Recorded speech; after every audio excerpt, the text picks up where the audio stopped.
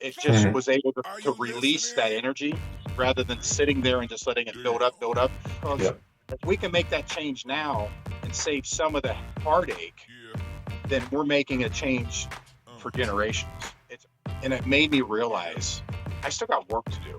For the first time that I can remember in my life, I look in the mirror and I'm like, you're okay. Hey, welcome back to Breaking Barriers Beyond the Finish Line, where we dive into stories that inspire resilience, purpose, and community. I'm Lou Greco, founder of Titan 6 Actual, alongside my co-host, Coach Gripp from 3GX Mental Performance Training. And we're thrilled to sit down with Matt Huff, co-founder and creator of the Bruce WOD, powerful movement that combines fitness, camaraderie, and remembrance to honor fallen heroes, support veterans struggling with PTSD. So well, we're going to explore some stories behind the Bruce WOD, its impact on the veteran community, how fitness can truly save lives. Matt, welcome to the show.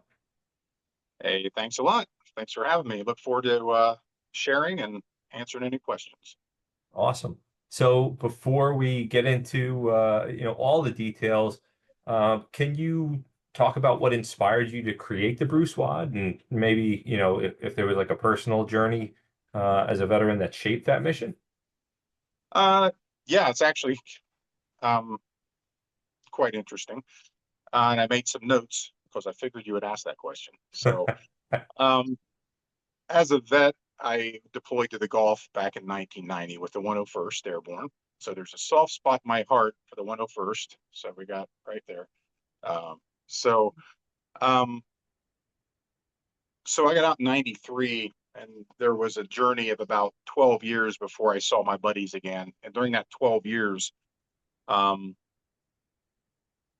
looking back now, I can see a lot of the dysfunction in my actions. Had a bunch of jobs, didn't have any skills, and I tried to go to college, but we had a small family, so it was just a struggle. And 12 years after that, so 95, I saw a couple of my buddies again for the first time, and so we've connected over the years, about every year, if not every other year, and we still do that to this day. Um, but there was always a struggle, um, not feeling worthy of my service time compared to others, and I found out a lot of people feel that way. Like I wasn't a Navy SEAL, I didn't do this, I wasn't a fighter pilot. So me, I should say, not you. I discounted a lot of my service, or I discounted my service. I just didn't feel it was worthy of that thank you. Until one day after church, I had lunch with a family, a friend of ours, and her parents, and her stepdad was a Vietnam vet. And it's quite interesting because we were sitting at opposite ends of the table in an Olive Garden with our families. We had 3 or 4 kids at the time. They had a couple, then our spouses. So there was a good 11 or 12 people at this table. John is at one end, I was at the other, and his daughter, trying to break the ice, said something to him about me serving and then him serving. And we were at opposite ends. We just kind of gave that up. Very good. Carry on. So it's about all we said. Um, but after that dinner, as we were walking out, John and I were the last ones out, and I stopped him and thanked him for his service. And of course, he was drafted in Vietnam. So that quick thank you to him and reciprocated back to me, I didn't feel worthy to get that from him. And we had a brief discussion. It was nothing but a couple minutes. And he looked at me and he said, look, you did what you did. I did what I did. Accept the thanks. Just simply say, if somebody says thank you for your service, just it was my pleasure, or whatever that answer is. But it took a long time to get there, and it still took years after that to get there. The neat thing about that interaction with John is I was able to connect him with the VA, and he had never been to the VA, and um, he had diabetes, and I already knew right there, Vietnam vets, diabetes, there's a correlation with Agent Orange. Um, he ended up connecting with the VA, ended up getting cancer, being treated by the VA, thanked me profusely for that introduction to the VA, which probably wouldn't have happened if we didn't have that lunch after church one Sunday. So all these things happened. And he was extremely grateful for that. I began to accept the fact that regardless of what I did in the service, I did volunteer, I did my time, and I did it honorably. But then years later, I now work for the VA. That's my professional job. And one day I was walking into a veteran's house, a World War II vet, to see him and meet with his daughter regarding his financial matters. I work for the fiduciary department of the VA. We basically ensure that their needs are met, their funds are spent properly, and they're not disadvantaged. So walking into that house, there was a sticker on the back, on the window of one of the cars. Now this was the daughter-in-law and son-in-law's house, and and her parents lived with them. So the sticker on the car was a Japanese torii, which is the unit symbol of the 187th Infantry Rakkasans in the 101st. So I immediately had that interest. I walked in the house, we were talking, and when we were done on the business side, I said, well, whose car is that out there? And what's the representation of the torii on the back window? Well, Gary, Bruce Cogley's twin brother, that was his car. And he goes, oh, you think that's something? Let me show you this. And if you go to our website, there's a page on there of memorial that Gary wrote. And then there's pictures of Gary in his backyard, and he put a gigantic torii in the backyard, which was donated from a local company. So Gary and I struck up a friendship. And over the next few years, and we just had this discussion. It was over 10 years ago when he and I met, probably close to maybe 15. So over the years, we just become friends. We got to dinner together with our spouses. And probably around 2015 or 16, we were talking about getting a bunch of 101st vets together and form a chapter of the 101st Airborne Division Association in the area. And that kind of got put on the side, and then COVID came, and we had nothing to do. So that reignited that interest with me and Gary and a few of the guys that had spoke initially. And we formed the chapter. It's the Bruce Cogley chapter, the 101st Airborne Division Association. And when I presented it to Gary that I would like to name it after Bruce, because our mission was to bring awareness to veteran suicide. And his brother Bruce was wounded in Vietnam. There's more to the story, a big long story, but he ended up taking his life 25 years later due to that trauma and the wounds of war that he carried with him. So when we created the chapter, the association, the mission was clear, but there wasn't a way to fulfill that mission. So the passion behind it was building, and I knew I like CrossFit. I enjoy CrossFit. Don't necessarily enjoy all the hero WODs because they're tough.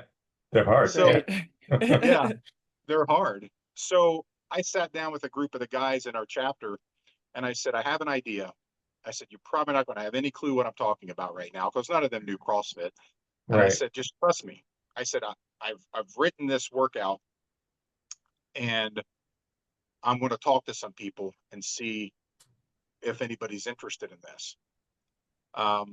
So the workout initially, and you see it on the website, had no burpees in it, and it was too easy. So we added the burpees, which always does the trick, right? put it over the top. So, so that's what led to the creation of now the Sergeant Bruce Cogley Foundation. Just take a minute and run through what exactly is the WOD. What does it involve? So the workout starts with a 937-meter row, which represents Hamburger Hill in Vietnam. The military, for the non-military folks, would name the hills, or they would number the hills based on the elevation of that hill. So it was 937 meters tall. Well, you know what? Let's start with a 937-meter row. It seems cool. the battle was 10 days, 10 days long. The battle for Hamburger Hill was 10 days long. So I'm like, let's make it 10 rounds. Okay, well, what do you Okay. want to do in those 10 rounds? Well, I built it, we'll say it to my strengths. I won't say necessarily strengths, to my likes. We'll just say that. Okay. So wall balls and kettlebells, I'm all about that. Okay. Burpees, I just posted something today on Facebook. I would rather wrestle a bear than do burpees. So, but I added the burpees in. So each round, one round is 10 wall balls, 10 Russian kettlebell swings. So you're just going up to eye level. And I did that heavy. So it's prescribed at 50 or 70 and 53. But of course, everything's modifiable. Wow. Yeah, yeah. And then 10 burpees. That's round one. So you do that 10 times. Yeah. And then you finish. I like to say you fight up the hill with the first row, you do the battle, then you're coming down off the hill. You finish with a 937-meter row. And I don't take anything away from those guys who fought that battle. This is nothing compared to that, but it's the correlation of that going up the hill and then coming down at the end. Coming down. And at the end, I tell folks, like, look, just get on the rower and start moving. Just go. Yeah. You just have to keep moving, get on there, and it's going to suck, and it's going to take a lot longer than you want, and it's going to be painful. Right. So after 10 rounds of 100 burpees and 100 wall balls and 100 kettlebell swings, you come and do the final row. So that's the workout. The average time last year, I think, was 33 minutes. The time cap kind of set as 40. Okay. The fastest time is by the owner of CrossFit 1808 in Mount Vernon, Ohio. It's 21 minutes and 36 seconds. Wow. So that's the standard, and that's freaking smoking. So yeah, without a doubt. Yeah. So it's a whole level. It's a whole body workout, definitely. Yeah. Yeah, for sure. Yeah. So, I mean, so obviously, there's these hero WODs. They usually do a great job at connecting, just like you did with the Bruce WOD to the significance or some significance behind that individual. But what do you think it is? What is it exactly about fitness that is transformative when it comes to veterans struggling with PTSD? Why is it? Why do you think exercise is such a powerful tool for mental health? Well, I'll use my own example since we're here. Back in 2012, I think it was, went through a divorce, and I needed something to preoccupy my mind. It was just, I mean, anything like that is traumatic. You don't expect it. So I started going to the gym a few doors down from where I lived. I was doing a spin class, and I'd go do weight training as best I could. I didn't have any foundation. I never worked out before, really, other than in the service. Went to the gym occasionally. Didn't play any sports in high school, so I had no real foundation. So I was just kind of making it up as I went, but I enjoyed it. What I found that I enjoyed, eventually I got some structure with weight training. But during those early years, I found it released so much of that tension that I was carrying, and so much of that, what do you call it, hurt, aggravation, trauma. It just was able to release that energy rather than sitting there and just letting it build up. And every morning at 5 o'clock, I was up and out to the gym, because that was a way to start in a positive way. But yeah, 100%. Real quick, I just want to, because we just talked about like the WOD itself, the Bruce WOD. Is there a moment when you're doing the Bruce WOD that like you get to a certain point where you feel like the symbolism of that WOD hit you and like have like an emotional contact experience? Good question, Leo. Love that. Thanks. Yeah. Or you just head down and grind through it. Yeah. I like to tell people, it's one thing I share with anybody that's doing the workout is, one, you don't quit. even if you hit the time cap, you don't quit. You Right. 40 minutes, you're done. That's fine. You can quit at 40 minutes. But those guys on that hill, and back then it was all guys. So those guys on that hill had no choice. I mean, it was either you're coming off the hill. Fight or die. Yeah, it is. It is. It's your KIA, wounded in action, or you're walking off. And you have no choice. So the battle, and I tell people, just keep fighting, keep going, no matter how fast or slow you're moving. Just keep fighting that fight. But really, round 5, when you hit round 5, you finish round 5, and you realize I am only halfway through this. Halfway. Yeah. And I don't matter to what level of fitness you are. I mean, unless some of the really super athletes, but for the average guys and gals, you hit round 5, it's like, whew, but then you realize I still got half of this beast to go. Yeah. And something really cool happened last year. So at my home gym, Uprising Athletics, Mike Smith was there, and he's a Vietnam vet, and he knew Bruce. I didn't realize Mike knew Bruce, that was in the same platoon. I thought he just knew of him, but no, Wow. Mike. Yeah, so Mike was at my local gym on the day of the event, and before every heat, there were 5 heats of 8. He shared a brief story of Bruce, and That's then incredible. gave everybody a little a hat pin with the Vietnam Hamburger Hill anniversary, 55-year anniversary. Wow. And it was, you could hear a pin drop I every was time. gonna say that had to be a powerful moment, I'm sure. Yeah, it was for me, and I didn't even, I knew, but I didn't know to the extent. Yeah. Yeah, so that was powerful. And if we could recreate that in every gym, which I know we can, that's something. It is. That is. Even if Yeah. it's even if it's just having, a veteran that's from that local community share a Right. story, even if it's not exactly about, Bruce and Vietnam specifically, just that shared experience of Yeah. of hardship and battle. But now Yeah. going back to your story and like what you were going through, because I don't want to discount that. I just I definitely wanted to No, that's fine. come back That's to it. fine. So yeah. So I didn't realize what I found, but I found an outlet. And I had thought about CrossFit / functional fitness. I even went to a local gym around that time, and it was just kind of gun shy. And I got to remember this, because when a veteran reaches out to us, I'm going to jump ahead for a minute or digress for a moment. When a veteran reaches out to us, I need to remember how I felt when I was thinking about going to a gym for the first time. And I Yeah. literally Yeah. just realized that as we're talking, I had those same fears of walking in, not knowing anyone.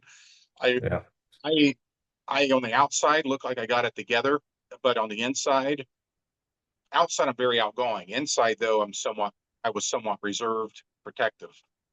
So when I started getting into the gym and I started seeing improvements, not just physically, but I started feeling better mentally, because I wasn't holding all that in. I didn't realize, obviously, 10 years later where I'd be. But So I did you tried to expect that? Did you expect, expect that you'd have something other than just the physical? Did you expect the oh release? no way. I had no way. I had no idea. It was, I was a guy with very low self-esteem, uh, low self-worth. And then when your marriage falls apart, that doesn't help. Struggled with different addictive type stuff over the years. So yeah, I had no idea that would even be something uh, that would be a benefit, a side effect, we'll call it a side benefit, I guess. Yeah. Yeah, Positive, for sure. positive benefit. Yeah. Yeah. But I mean, that was 13 years ago, 12, 13 years ago. Um, And then off and on, I met my wife now 11 years ago. We've been married 7. Um, so I moved away from the community I had been in to kind of get a fresh start. And then I found a local CrossFit gym that was brand new and connected with them and started that journey. And when people say, I had someone tell me this the other day, it was all well intentioned, but people say, well, I need to get in shape before I go do that. Mhm. Well, no, you don't. You need to start where you're at. Right. Whether or not you can jump on a 12-inch box or step on a 4-foot plate or jump on a 30-inch box or never jump on a box, you start where you're at. And that's where I was Right. at. I remember the first time I walked in the CrossFit gym, they're like, we're going to run 800 meters. I'm like, I haven't run since 1992. Yeah. So that was using my name, huffing and puffing, all the way down the road. So that was my first experience, and that was about 2016, maybe 2015, 2016. I would have had to be about that time with Yeah, CrossFit. yeah. Yeah, yeah, Yeah. One of the things that I like, I'm glad that you talked about how you try to go into a gym the first time, how you felt, because yeah, once we become, I don't want to say the word experts on this, but familiar might be the better word to use here. It's like you kind of forget all the things that you had to learn prior to being able to be comfortable in that gym. And a lot of people forget that in other senses as well. It's like you most of the time we're very bad at things before we get really good at them. But when it Mhm. comes to something like this, oh, I have to be fit first before doing that. It's just like, or my mind has to be right before doing something like that. It's like, well, nobody ever feels confident or nobody ever feels like they're able to do certain things. It's the fact of just having enough courage to do the Yeah, thing in the first place and see how well your body adapts to it. And you got to think of it like this. Like if you ever, if anybody knows about like how fish grow in certain bodies of water, if they're in a small tank, guess what? Their growth is very small because their environment is tiny. But if they're in a massive ocean, how big can those fish get? You know, and yeah, let's look at it like that. If you keep yourself in a small box, you're never going to develop and grow. Getting yourself into that bigger space where it might be a little bit more uncomfortable, your growth will actually become quicker, even though it is uncomfortable during those times. So being yeah, able to like, I like how you level out with people, because one of the things that could be challenging with finally being at this mindset is realizing not everybody's there just yet, or it could always be, well, I have a great mindset on this now, but where do I might not have a great mindset in another area so I can relate to this person? Because I think yeah, with everything that we're doing here, we just want people to have a safe space. We want them to feel welcome. We want them to get a hard workout in, but also get some mental release through it all while having a community with it. I know that sounds like a hard ask, but once all those moving parts are together, it's a beautiful thing. I think people don't realize community is what makes you strive farther through this stuff. You know what I mean? I see Lou wants to say something. Yeah, I mean it's actually it's perfect because, you know, the the mission, I think, of, you know, Matt's organization, I think works really hard to do just that. So I don't want to steal Matt's thunder here. So Matt, can you talk about the mission itself and what exactly, like to Sarah's point about community, what is it about this fitness scholarship for veterans? And how does the program work and what's the impact you've seen so far?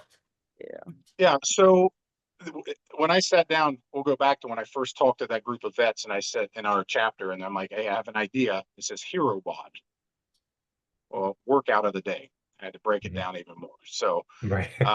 yeah. So people are like, what in the world's that? Um, and so the idea initially was to create the workout for the purpose of raising money. Didn't exactly know what that meant. Um, 5, 6 years ago. Hmm. So now the program, what we do, and that's ever evolving. So the program, what we do is we offer fitness scholarships to any veteran. And I look at it this way: any veteran, even if they don't have a diagnosis of some post-traumatic stress, anxiety, whatever, because for years, well, I shouldn't say for years, I spoke to a person whose husband is a veteran that doesn't go to the VA, that doesn't have a diagnosis, but clearly is struggles. So I had to talk to our board and I said, think about this. Does it make sense for us to require proof of diagnosis? Basically, you got a VA rating for a veteran. Are we missing the boat possibly on some potential veterans who this will benefit? So we scrap that diagnosis or Yeah. you know what I mean? The requirement, yeah, like Requirement, documentation. the documentation. So now any veteran that applies, and they can apply on our website, will get approved. The only thing they have to provide is their DD 214 to show that they are a vet. And so the program works as, and this is evolving. Initially, it was just our partner gyms that we would refer people to because we had like 4 or 5 of them in the area. Well, breaking news, we now have a partner gym in New Jersey as of today. There's one in California now. See, I go left and right, east and west coast, and one in Michigan, and I've lost count in Ohio. Say 1, 2, 3, so 15 in Ohio. But that old model doesn't work. Meaning, if you contact us, you go to this gym or you go to that gym. It worked for the first year because we had a very small footprint. Now, if a veteran, no matter where they're at, and this hasn't been official, but this is kind of the mindset now. If they contact us and they're in Alabama, how we have to approach that is, because I had one case in Indiana and I kind of didn't handle it like I would handle it now. Then it was like, we don't have a gym in that area. I didn't say I can't help you, but I didn't have the resources. Right. Now, if that same person reaches out from Indiana, Alabama, whatever, I'm going to put some of the ownership on that veteran to say, look, find a gym, reach out to some gym, just like you're any customer walking in. Because one, that puts the ownership on them to take that initiative, to go knock on that door, introduce themselves. And then when they say, hey, but I've also been approved for this scholarship, then that gym owner can contact me or I can get in touch with them. So that's about the only way to handle that on a large scale, because I don't have the bandwidth nor our organization, because we are all volunteers and we're all working. We don't have the bandwidth to make every connection across the United States. Yeah. So yeah, it's the way it works. They apply for the scholarship online. We do a short 15 to 30-minute interview with them, just to basically check in. Where are you at? Why are you interested in this now? Literally, where are you at mentally and literally physically?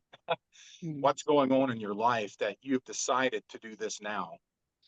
And the most recent one was, I need to do this for myself. And it was a mental reason. I mean, it was to do the mental health side, but also the physical side. She goes, I just need to get in better shape, but I know this will help me outside of that as well.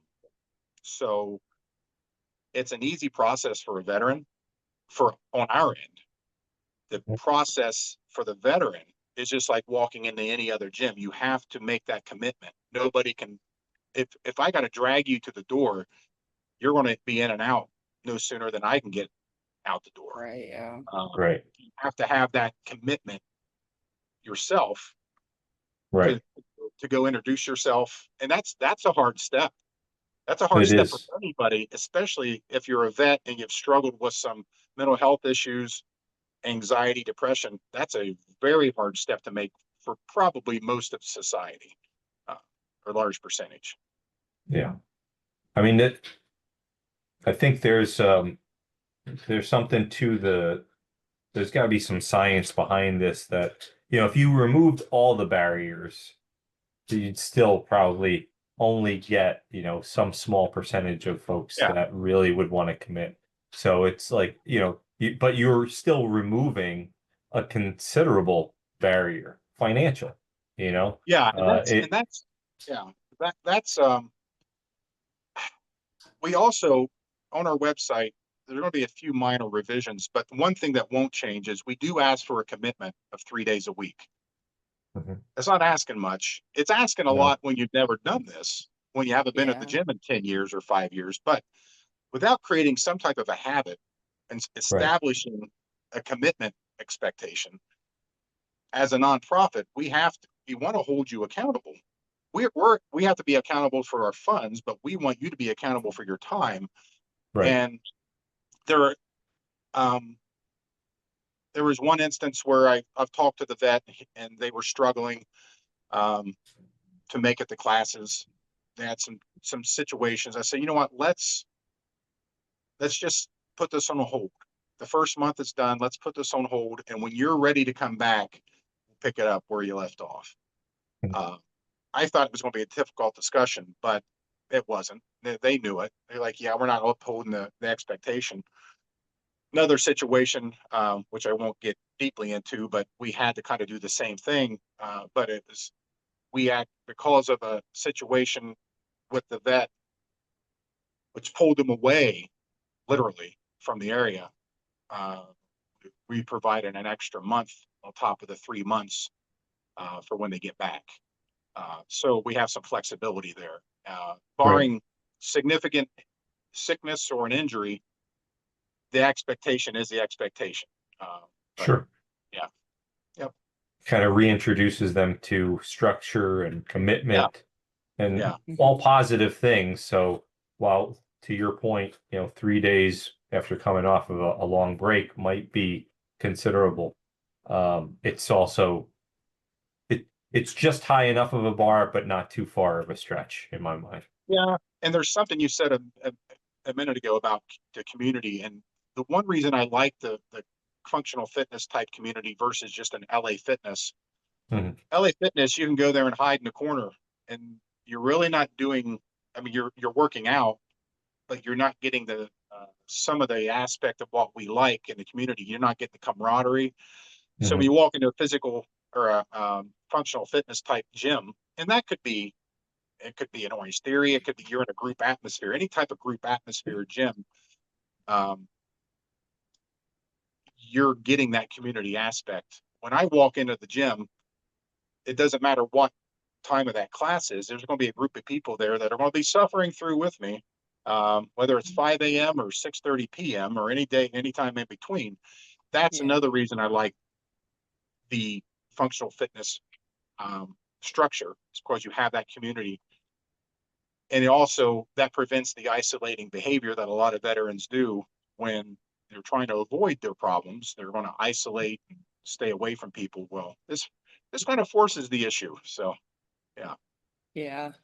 And um when you're talking, I agree with you with the community as well. Like you want to have that camaraderie because you are right. Like if you go to more of a commercial kind of gym, everybody has their headphones in. When they're yeah, during their rest times, they're scrolling on their phones, either right, looking in the mirror at their gains. It's a very different kind of environment. You know what I'm yeah, talking about. Like they're yeah, flexing a little bit, trying to get that tricep glistening a bit in the mirror, but like it's more self-centered there. And then yeah, and honestly, that was a bit of a culture shock for me as well, because like I played basketball my whole entire life up to like college.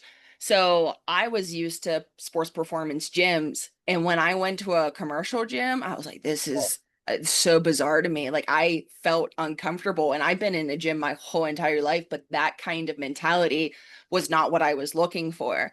You know what I mean? yeah, So like the community aspect of things is really important. And with me talking about this as well, while you're talking about kind of putting a little bit of responsibility on the person that might not be close to a gym that's affiliate within the Bruce yeah. WOD, I'm curious, I'm thinking kind of like back when the pandemic hit, when you couldn't really be in a gym, but you could be in small groups. Now, that's a question I have for you. Like, what happens if somebody has this really cool home gym that wants to do the Bruce WOD? Are they able to collect a couple people in either their neighborhood, or maybe they do have a fitness group of people?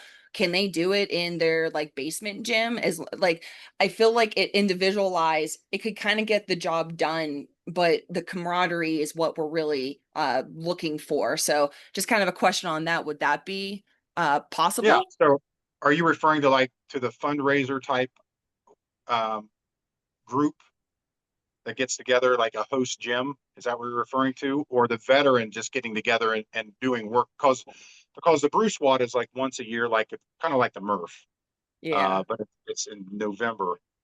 Or are you saying the veteran has their home gym, and although they don't go to a local gym, they have a couple folks that come over and work out with them? Could they be part of our program? Because there's no cost involved with that Yeah. Uh, for them. I guess as long as they have a wall ball, a wall, and some kettlebells and a rower, they're able to at least do that once a year, maybe in their home gym. But then same thing with the camaraderie side of things, maybe doing it like weekly. It's just like that guy had an issue with going into classes. Okay, if Yeah. you're having an issue going to them, can we bring them to you? Type of thing. So that's what I'm kind of thinking of right now. So a little bit of both, maybe more on the workout itself, because I know that's yearly. But then how can somebody do this if they can't get into a gym, or there are some pretty remote areas where driving to a gym is not as easy as it can be? Like I'm very blessed right now that I'm only 7 minutes away. I could technically run to the gym that I'm located in right now. But when I was in Florida, it took me a 30-minute drive to get there. So like trying to do those 3 days a week can be Yeah. challenging for some people, very easy for others. Does it always have to be in a gym setting, or can it be slightly 50-50, I guess? Well, so I want to answer, I think, two questions, and I got to write this down. So Yeah, one, I added another question to that. yeah, let me write this down. Otherwise, I will forget. Event and scholarship. So let me hit the event part first. So Yeah. one thing we have added this year is if a gym wants to participate and they don't have a bunch of rowers or kettlebells or wall balls. I mean, it could be a commercial, it could be a physical trainer or a physical trainer um, that's at a traditional gym, and he's got two or three people that want to support our cause. We now have a limited to no equipment option. So if a gym doesn't have the sufficient equipment, they can still support our organization, and we can set them up just like a gym. They fill out the host thing online. I'll set them up. We'll discuss it obviously, and they can do a limited option or no equipment option. The other thing, which ties into kind of what you're saying, but it's not exactly what you were saying, was if somebody wants to do this fundraiser, uh, and they're like, "Hey, I live out in the middle of nowhere, or I got two people that want to do this with me, and I have a nice home gym. Can I do this?" Um, they can. Um, and or if they have zero equipment, they can still do a no equipment version of the Bruce workout. Anybody can. It's online. So if somebody wants to do it from a financial support fundraiser at looking at it, they can still go as an individual and fill out the host thing, and then we'll talk, and they can tell me, "Hey, um, I want to support you. I'm going to do the no equipment option, and I just want to donate $50," and we'll still get them a shirt and do the same as if they were a big gym with 40 participants.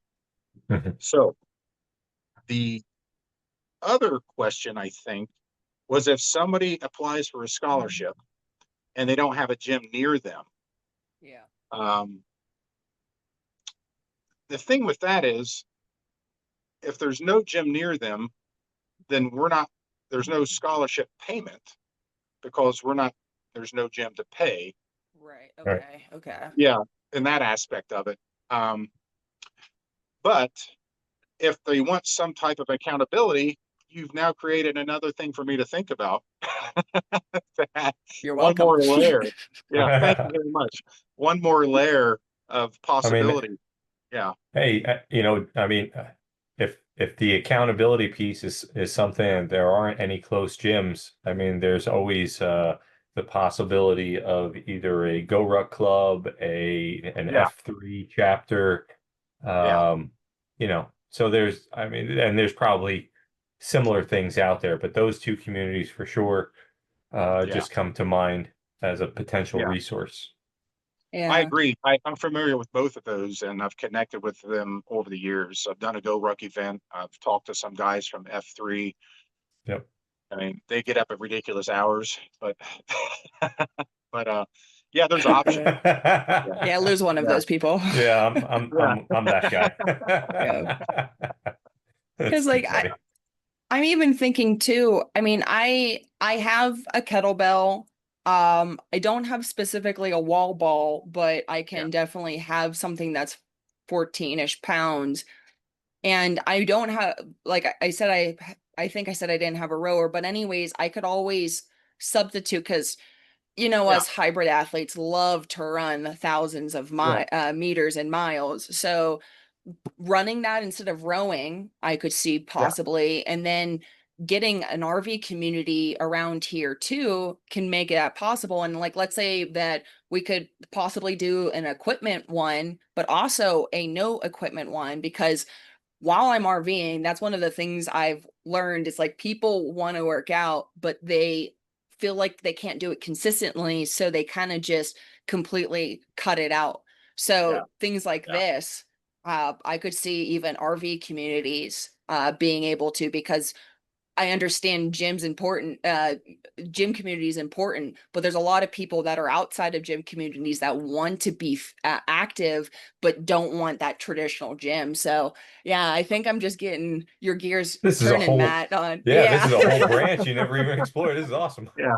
Yeah, I'm Yeah. just now creating a hike/ruck division is kind of what we're working on. Um, to do a quarterly hike. We just did or a ruck. We just did a ruck July 19th, our first ruck ever in my hometown. We did 9.37 miles. And it was good. We had 23 people show up, which blew me away. I thought maybe I'd get Mhm. me, my wife, and someone else. Um, and somebody said, when you come to Lancaster, or if you come to Lancaster, I'm like, well, then we are, because you brought it up. And there's a hill. It's called Mount Pleasant. It's more like a hill, but it's considered a mountain. Considering Utah, it's like an anthill. But Yeah, probably. yeah, yeah. So, but it's going to be part of that ruck in October. Yeah, it's October. So we're already spinning the wheels on that. But in regards to limited and no equipment options, that was brought up by my Scott Malloy of Cuyahoga Valley CrossFit. Um, and I met Tara through him, and he's like my North Ohio ambassador. Tara's like my West Coast ambassador, and I'm pretty sure that you are now my everywhere ambassador. So Yeah. The RV Yes, yes. ambassador. yeah, Yeah, the yeah, RV, the travel ambassador. the two of you, everywhere Lou goes, he's like, hey, call this guy. He's gonna Yeah. call you. Yeah, My wheels are already turning with everyone yeah, that yeah. has So been there's a lot mentioned. of So options, and I appreciate when Scott and Tara we were talking about this, because I don't want to leave anybody out. Um, I feel so. Um, Sometimes I feel I lose focus on I never lose focus on the mission, but you can get caught up on all this other stuff. mm, Yeah. The money aspect is what makes it work. I right. want that.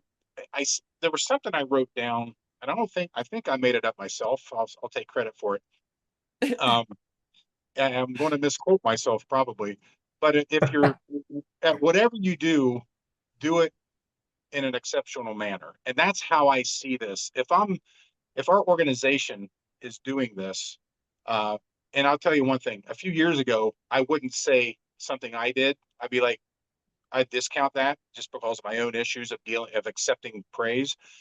Mhm. Yes, I know I created this. I accept that. And people see me as that person. That's one of the things I've worked through the last few years personally. So uh, when I see what's happening, I take great pride in it because the non-vet community, I shouldn't say non-vet community, the host community, the ones who are doing the money-making side of it for us, are just ecstatic and happy and want to be involved. Yeah. The veteran side has been more challenging. And it's like I talk to my wife and I'm like, we're doing this and this and this, and we're raising this. She goes, now we need more vets. And I'm like, yeah, I know, but they're like anybody else. They're stubborn. They're not willing to start something. And let alone you add the other layers of whatever's going on in their mind and heart and mind. That's another level to get through. But Yeah. Mhm. something that happened recently, so in Ohio, they have the Job and Family Services office, and then there's a veteran representative that's in that office. And when I got out of the Army, I went and talked to this guy, not the same guy that's there now, but that representative looking for a job. Well, I sat down with this guy. His name's Mark, and he's like, I like what you're doing. So I gave him a stack of our veteran referral cards, which has a QR code on it. The vet can scan it, fill out the application. He puts those in every one of his packets that the veteran walks in. And our last referral was from him. That got my wheels turning. I'm like, well, wait a minute. He's got veterans coming to him that are able to come to him. Okay. They're able to walk through the door. That's really all we need. If that Mhm. person is looking for work, they're active to some, not, I don't say active to some degree, but that's the client, the veteran that we're looking for. It's that 30 to 50 age group, or it could be any age, but that's typically that age group. Right. So that last referral came from him. So that got my the wheel spinning. And through another friend who works higher up in the state, we were talking. He actually sought me out for some advice on getting back into shape. And so I'm kind of uh, talking with him to help get things rolling with him. He said, send me your PDF of your veteran card. And he's trying to get that into the right hands of somebody way at the top or closer to the top that oversees that whole area for the state of Ohio. So rather than me trying to get to 88 counties, it's possibly, we'll see how it works, making a connection with somebody higher up. That's what our big struggle is now, is like, look, we're raising money and now we need to give this away. But Mhm. we need those veterans. Right. So I've had a lot of good people come to me in the last year that I've connected with. Another gentleman who's got a 3 decades long background in a nonprofit, uh, and he's retired. And he made me think about our mission statement and what we're going to do if we get to the point that we have so much money, but we don't have enough vets for these scholarships. What are other alternatives? Other alternatives could be helping that veteran and or their family with counseling services. Or so we're already thinking that way. We're not even 3 years into this events yet, but I don't want to be stagnant. I want to be forward thinking to say, okay, if this happens, we need to think about this now because these are possibilities. If the Right. veteran isn't, if they're not knocking down our door with scholarships, well, we don't want to sit on a ton of money if we can use it to help the family as well. So one thing Mhm. another Yeah. term that I say I coined is we wanted to make a generational difference. And if we can connect with that one veteran, and I'm speaking about myself and my kids and my ex-wife, some things that I did could have been different if I would have had a different direction or a different opportunity. Right. So it's not just impacting me or that veteran, it's impacting that spouse or family member and or children. That's And that future generation. generations. Yeah, that's that generation impact that we want to change, because Yep. if we can make that change now and save some of the heartache, then we're making a change for generations. It's a Right. ripple effect. So Yeah. that's what gets You- me excited, because if we can make that connection with that person, that's going to make an impact. So I definitely want you to share that with us too for the show notes, but also me personally, because I'll be, Titan 6 goes around around the United States with Spartan DECA. And so next weekend, we're going to be traveling with them, and I'd like to make an announcement on your behalf and also have those cards, or at least a flyer at our Yeah. tent, so that we can make the announcement if there's anyone that knows a veteran, in their community, in their family, or what have you. We want to make that impact as well. Yeah. Thank you. Appreciate that. Absolutely. And on the other side, like you're talking about holding money for scholarships, but maybe, you could help the families in other ways. And you're talking about as well how prior you wanted them to have some type of like diagnosed mental health issue, but at the same time you didn't want to kind of like cut the audience in half. Right. On my end of things, I'm on the applied sports psychology side of things, and one of my populations that I work with is on the veterans, military, along with athletes, performing arts, so on and so forth, firefighters, all of that. So if that's one of the ideas that you are having, kind of just throwing it out there, I won't be able to diagnose, but if anybody has issues that they already have and they're trying to kind of overcome the things that they were in battle and now they're trying to live a normal a daily normal life, quote unquote, that's something too that you could definitely reach out to me and I could see how I fit into this space. And if it's not Yeah. a great match, hey, we at least tried. But while Yeah. you're talking about that, that's kind of like Lou told you how he could help, and that's the way I can help as well. Yeah. Yeah. And I think I this clears up, it helps to clear up a common misconception, is that if a veteran hasn't been diagnosed, then they must not have, anything going on. And we know more often than not, that's just not the case. Maybe they Well, don't want to seek out that, that stamp saying, oh, I'm certified. I've, now yeah. been diagnosed officially. So, Right. Right. So I think if I look back and what triggered that thought process was, I met with the director of the Ohio Veteran Services last year, I think, beginning of the year. She's since retired, so I do need to go meet the new one. They oversee all the veteran services for the state of Ohio, the county veteran service offices. They kind of they don't supervise, but make sure they're doing what they're supposed to do. I guess that is supervise. When I met with her and a couple of her staff in her office, she asked me a question, and she says, "Does the veteran need to be honorably discharged?" This is before I changed my thought process, and I sat there. I'm like, I would probably have to say no, because I know veterans who weren't honorably discharged that served honorably that had a bad situation happen. Things happen. Um, Sometimes it's leadership issues. Sometimes it's you don't have the support you need. Sometimes you're screaming for help, and that's why you did what you did. So, Mhm. no, it's not a requirement to be honorably discharged. It's a requirement to have served. Now, there's still questions we have to ask. I mean, but really, it just comes down. There's no questions about your discharge. It's questions about why are you interested in this now, type of stuff. What brought Sure. you to this point? So, yeah. Right. I did have one It, application last year. I think I've had 18 or 19 applications total. And this young person reached out, this young vet. I say young because I'm 54 now. So anybody younger than 45 is a young person. So um, I had the discussion. This person applied.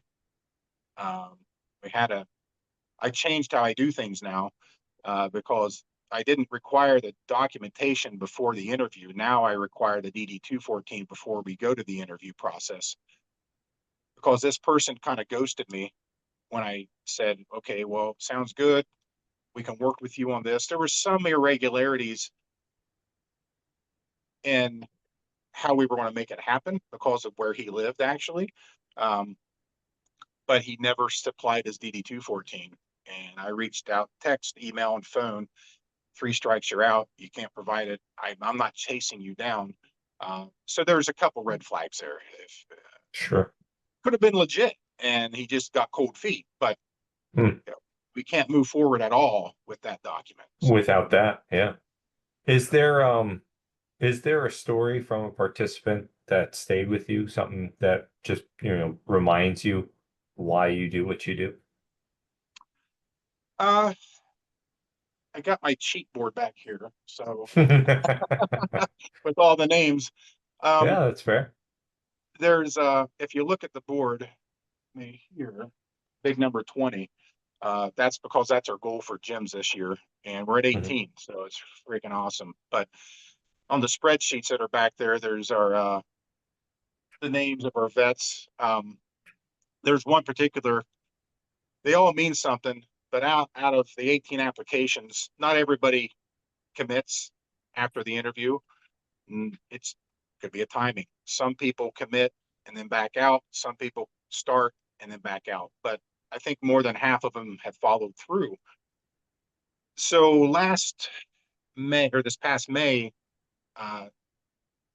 Scott up at Cuyahoga Valley hosted the Summit Stadium games, which actually were indoors this year because of the weather. But he asked me to come up and set up a booth, and we provided discounted team rates for Team Bruce. So we had 3 teams participate: Team Red, White, and Blue. And on one of those teams was one of our vets, who brought a service dog and freaking killed it. And he's doing very well. They all mean something, but he's the one that I know the best, that he's progressed to that point that it's really he's pushing past those barriers. Nice. Yeah, so that's neat to see him doing that. That's a real good feel good when you're up there with several hundred participants and you get to see that. So yeah. I don't think there's enough emphasis on how, even just, this kind of goes back to your point earlier about making a generational impact, is that just by changing one individual's life, you're not really just changing that one individual. So, Yeah. we get kind of fixated, myself included, thinking, oh, I wish I could help more people, forgetting that even for every one person you help, just, how much it ripples in a Yeah. positive way. So that's Yeah. fantastic. Really is Well, fantastic here. well, I know the reason why we created this WOD is for suicide prevention and stuff like that. And let's look at somebody that decides to commit suicide. It's not just affecting the person that committed Right. suicide. There's a massive ripple effect to friends, to families. It's suicide in a way is rather selfish to not realize how how it affects everything else. And I'm just remembering back just a small story in college. I think I was a sophomore, maybe a junior at this time.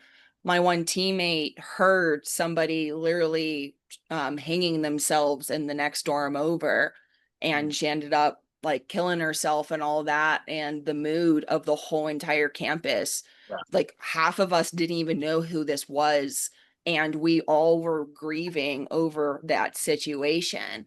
So like those are Yeah. the things that I'm like thinking of. It's like, yeah, like yeah, we might make an impact in one person, and that's where we discredit it. But the fact of there's a ripple effect. Now that person is going to be nicer to their family. They're going to be nicer to their friends. They're going to be able to have a better mindset. So even though, yeah, we're impacting one, we're impacting so much more than what we actually intended to, you know. But like, I mean, I guess we intended to do it, but we didn't realize that was the thing that was going to Yeah. happen.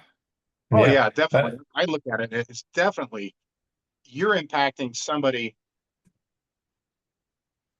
possibly 80 years from now that you've never met because of the decision that you made, good or bad. Yeah. Um, you're not even related to them, but through a friendship, through a association situation, yeah, there can be it can affect people. Um, Yeah.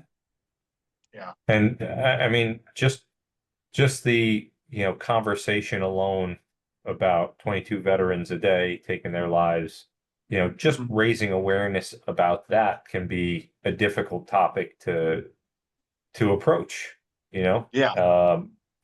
And I think the more it gets talked about, the more we can shed light on the topic and kind of break the stigma.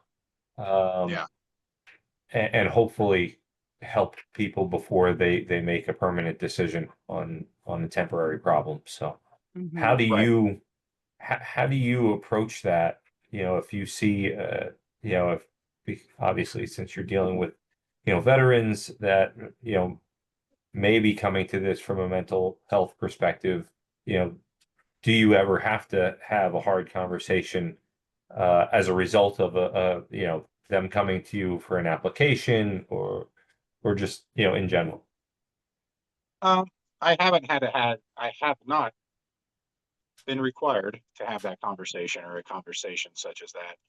Um, I think I will be prepared for that if that happens. It's happened to me through my job, um, Hmm. meeting with a vet, and then he tells me he's going to kill himself when I leave, and I'm like, well, then I'm not leaving.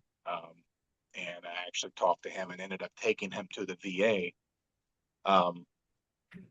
And so I've been in situations that I've had to deal with that topic, and I think I know I'll be prepared, the right words at the time when necessary, and the right Sure, action. sure. Yeah, but yeah, it's. I'll share a personal note, um, that all the while of creating this, you know, there's still struggles internally that people have, and I put on I, when I went through this, my wife was very surprised, but I put on a great exterior. I mean, you put on a mask, everything's going well, but inside things are kind of somewhat in disarray at times. Um, Mhm. so last year, and I want to share this because it's part of this story. Um, Last year, my wife went on a trip with her daughter for a couple weeks, and I highly encouraged her to. They went to Peru, they did some hiking, and I wanted her to go. Go spend time with her. That's great. It's like once in a lifetime, maybe twice. But um, on the second day she was gone, or third day, I had this overwhelming fear of worthlessness, abandonment, all this stuff, all these emotions that I thought I had under control came flooding back. And I had some bad thoughts. And I reached out to the VA, and the doctor I talked to wasn't in. So I called a social worker. Anyways, I got things straightened out on that aspect at that moment.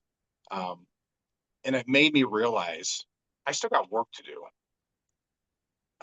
Even though I'm doing this stuff, it's kind of a distraction at times. Hmm. Uh, it makes me not think about other stuff sometimes. And so, two different people had mentioned a program to me over the last couple years, and it's called Save a Warrior. Um, and it's based in Ohio, started in California, and now it's in Ohio, but it was started in California. and it's a 72-hour intensive for um, complex PTSD and suicidal ideation. So they say just press submit. So I did the application and I hit submit, and not any idea what to expect. Went through a 1-hour interview process. Um, Ended up going to the program, and I won't get into all the details, but anyways, I was at a breaking point, and because of two different individuals that had planted that seed in that circumstance of my wife leaving for that vacation and me realizing I had some stuff I need to take care of, I went to the program, totally transformed my life, dealing with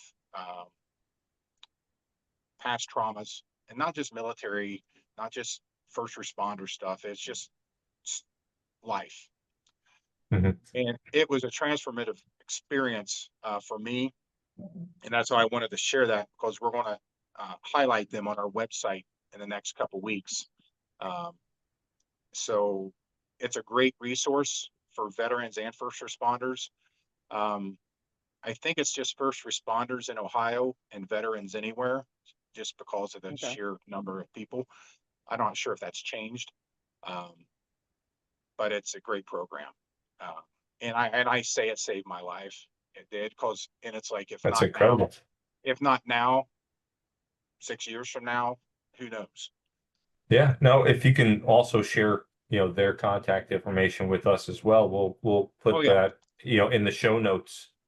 yeah, we'll do. Yeah, and just curious as well, because you said it's changed your life, and I know you were going through all those thoughts, but do you remember any like specific aha moments of like what the program had to offer when it finally were like, wow, like that really resonates with me. Well, it's impossible to explain the program. It is. Uh, but there is an aha moment during that weekend, because it went from Thursday afternoon to Sunday afternoon. Okay. No phones. You're in there with a group of 16 other guys. They also have women cohorts. Then those break down into two separate cohorts, so you have a group of 8 guys. But there was a moment during that weekend. It's intensive. They teach you meditation. You do some group discussions, and I won't say role playing, but it's basically kind of what it was. But then you're in Yeah. intense therapy sessions with those other men. But there was a moment when I walked. We had a break. It was um, there was a break in the action. We restroom break, whatever it was, and I remember walking into that restroom. So I got to back up a minute. So before this weekend, for me to see myself and look in a mirror, I don't think it mattered what shape I was in. And I'm not in the greatest shape. I'm in good shape, but to look at myself in the mirror, not to look with the physical perspective, but to look at myself in the eyes, there was always a negative thought. You're not good enough, or you're Okay. never going to be fit enough, or you're never going to be this. It was that negative beat down that I would put on myself. So that was the internal stuff. But outside, I'm happy, go lucky, look at this or do this. And so that was before the weekend. Yeah. Going up to that weekend, didn't feel worthy. Literally the day, or the first couple hours when we were talking and hearing some of the basic, or actually we hadn't heard anything from anyone else. There's a process that it's hard to explain, but during this process where you're talking to everybody and you're basically scoring yourself, I had the low score in the room, which high score was better in my mind. It means I have worse. I'm not even worthy to be here with these other men, because their numbers are way up here and I'm down here. And I'm like, dude, this isn't a freaking contest. Yeah. Just lean into it and let it flow and work the program and keep an open mind. So Okay. that sets it up. So I walk out of the room, and I walk into the bathroom, and I'm washing my hands, and I start shaking. I mean, now I'm shaking, not then. And I look in that bathroom mirror, and I looked, and I'm like, and this is after releasing a lot of this energy, a lot of trauma, a lot of thoughts, a lot of negativity. I looked in the mirror, and I'm like, what the hell? And I kind of literally blinked my eyes. I looked down, washed my face, looked back up, and for the first time that I can remember in my life, I look in the mirror, and I'm like, you're okay.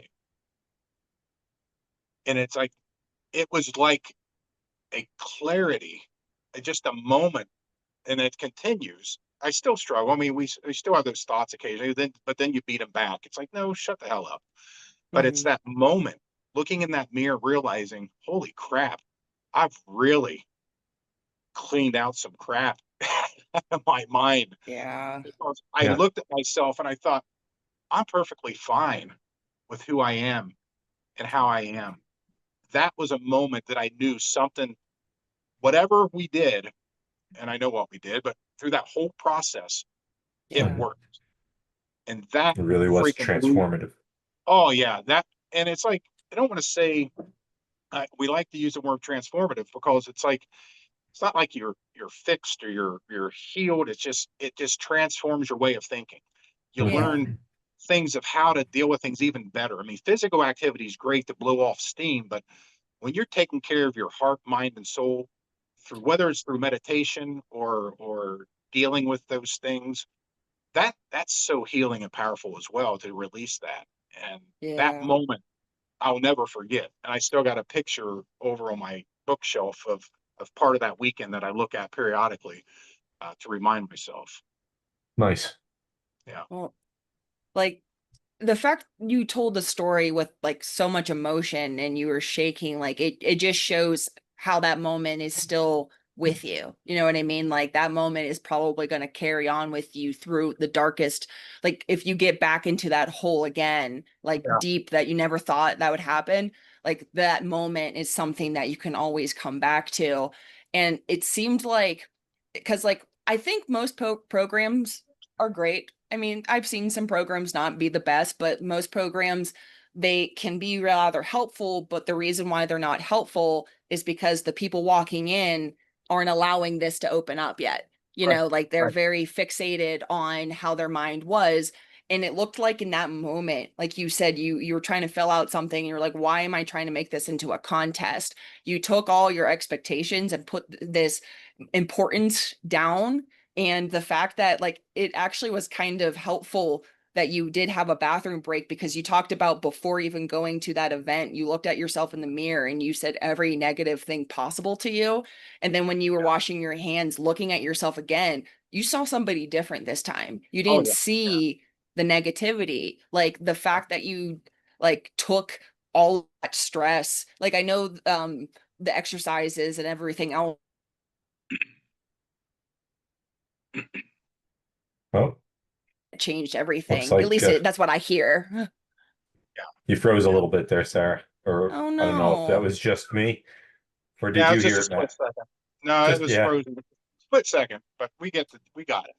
You're good. Okay. yeah, yeah. Yeah. But yeah, thank you for sharing. That's what I'm trying to say. Like it was just really awesome to see the emotion. I know it was challenging for you to get those words out, but the more vulnerable that we can be here in these Yeah. podcasts, the more people are going to realize vulnerability is where growth comes in. You know, like Yeah, we all grow up in sports and trying to be the top dog alpha. Emotions technically when you're in those spaces aren't allowed, and then Yeah. eventually I think the generations are slightly changing, that emotions are now acceptable. And now Yeah. how do we get people that have that fixed mindset back in the day to kind of get into this new way of thinking? And so Yeah. anyways, thank you for sharing. I think that's going to be crazy impactful on a lot of people. Like, I mean, I'm not going to lie, I was starting to get slightly choked up, and I'm not one to cry that much. So yeah, just snaps all around. yeah, Yeah. yeah, for Yeah. sure. Well, that's why it's part of my life, and I think it's obviously part of this program now, because if it wasn't for that, even though our foundation, the Sergeant Bruce Cogley Foundation, also known as the Bruce, is established, I look at it, someone said years ago, you can only go as far as you're willing. I forget the exact quote, but if I didn't do that, I think if I didn't go through that program, I think it would limit the potential for me as an individual with our foundation. And I think Yeah. now a lot of that's been released to have again a different perspective. Like, okay, well, this is, I realize what we do is important as a foundation, but that program made me realize it's so much deeper and there's so much more to work through than, I'm not discounting what we do as a program, but there is so much potential of healing in people's Yeah. lives when they're open to that. Like you said, when you're willing to accept that, hey, and even now, I still struggle on occasion, but it's not to the level it was. It's just like Yeah. occasionally, I mean, you're going to have negative thoughts because you just frustrated. But now it's like, let's put this in a rational mindset. is it Yeah. really that important? And what I love, somebody said in the program, I think, when you need to say something, or when you're dealing with someone or somebody cuts you off, is like, does it need to be said now? Does it need to be said by, does it need to be said? Does it need to be said now? Does it need to be said by me? And I think Mhm. that's a philosopher, because I'm reading a book on Stoic, and I think that was in that book as well after I heard it from someone else. So it's changed my mindset with that type of thinking, is being um, more thoughtful in my actions and thoughts than just reactions, being Right. not Right. reacting so much. Sure. Yeah. Yeah. What's the So, saying? Don't react, respond. Right. Right. Yeah. Yeah. Yeah. I don't know so if, no, I'm sorry. Go ahead. no, there was just one thing I had written down, and it's kind of digressing a minute, but one neat thing that could happen. I had a conversation with a lieutenant colonel at Fort Campbell Friday evening as I was driving. Um, and the first thought I had was, I'm talking to Lieutenant Colonel, this little specialist Matt Huff, which it's funny how 30 years makes you think of things differently. It's like, yeah, we're all men. It doesn't matter. But Yep. I reached out to him uh, through other channels. They have a program at Fort Campbell called Week of the Eagles, and it's where the public can come in, and they do displays of military equipment and other type of things the Army does, other on post activities, combatives, and different things. And I reached out to him, and the door is open. It may not stay open, but we may actually be able to get down there in May and have the Bruce on post where Bruce served. Um, so he served with the 101st. Um, so that'd be really cool, just to go down there and host that for free for the troops, but have some of the troops run through the workout.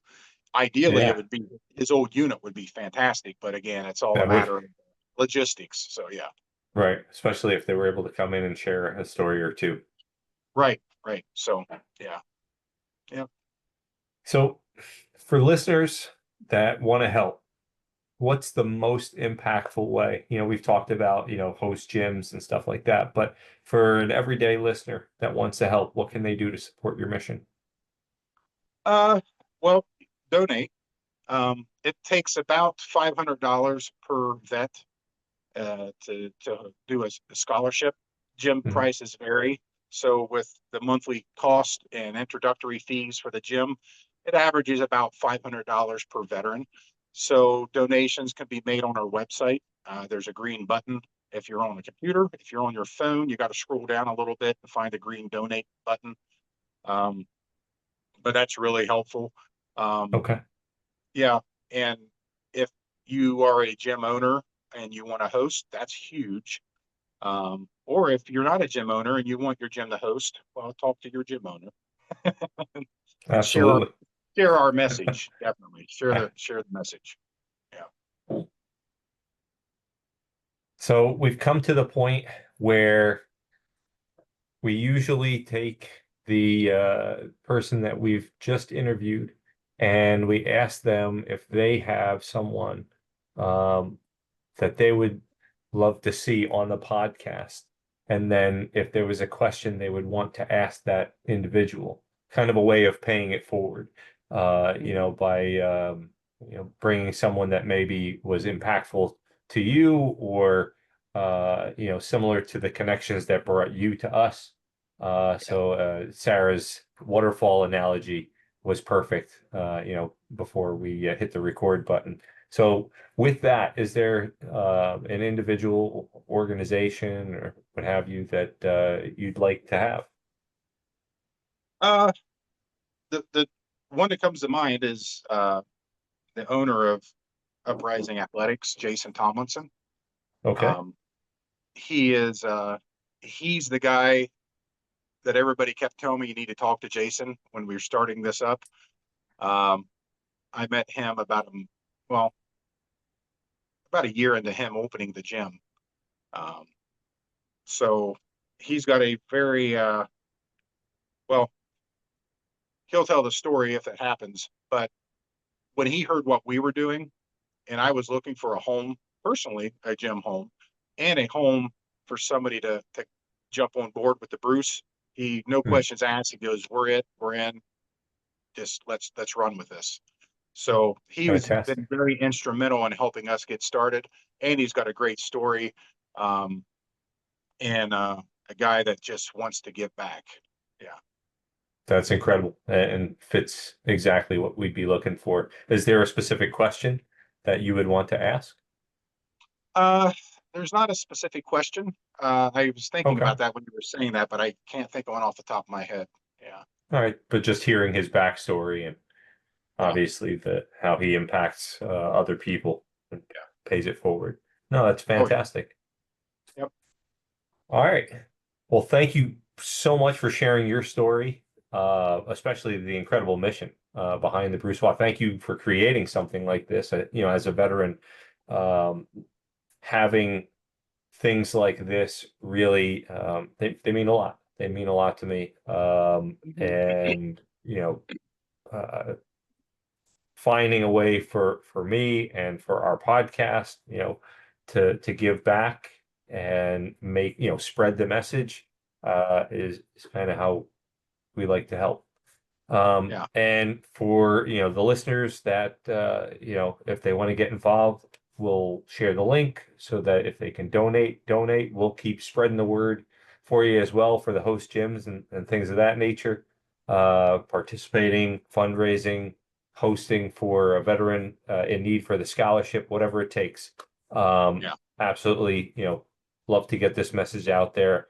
I think it's important for people to understand that, even that $500, it doesn't take, $500 from one individual. It's the small actions from everyday people that add up, that make those big differences in the lives of not only those that served, but as you pointed out, the generational effect, the ripple effect of everyone around them and the generations to come. So thank you again for being on here. And thanks again for listening to Breaking Barriers Beyond the Finish Line. Like and follow and subscribe to our channel so you don't miss out. And until then, get out there, get after it, and take command.